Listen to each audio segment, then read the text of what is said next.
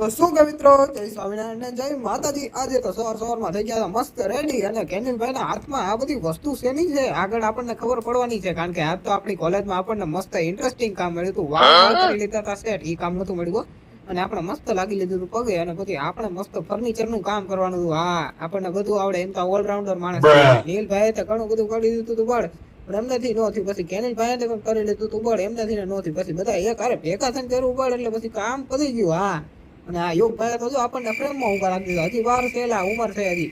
અને પછી આપણે આ બીઆરટીએસ માં જો કેનિલભાઈ બાઈક ચાલ દે, હવે પછી એમ કે મેમો આવી ગયો, આવે જ છે ને। અને પછી આપણે આ તો જાણીતી જગ્યા છે આપણી સાઈડ। હા, અને પછી આપણને 20 રૂપિયાની નોટનો ટુકડો મળ્યો હતો। ઓહો, હા, 20 રૂપિયાની નોટના ટુકડાનું આપણે કરવું શું? વાત તો સહી છે।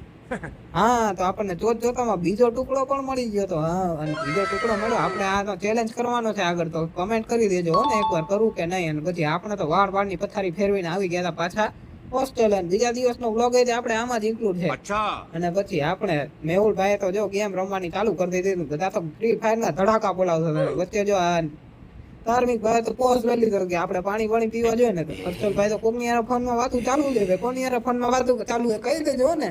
અને વરસાદના લીધે આપણને આપી દીધી હતી બીજા દિવસે રજા, ને હર્ષલભાઈ કે મારે થોડું થવું, એલા ભાઈ આવી રીતે થોડું ન થવાય, ફેરન લલી લગાવો, ફેરન લલી તો થોડું થવાય। અને પછી સાંજે તો આપણે મસ્ત સ્વામીના હાથે ખાઈ લીધો તો આ દૂધીનો હલવો, જે મજા આવી ગઈ છે।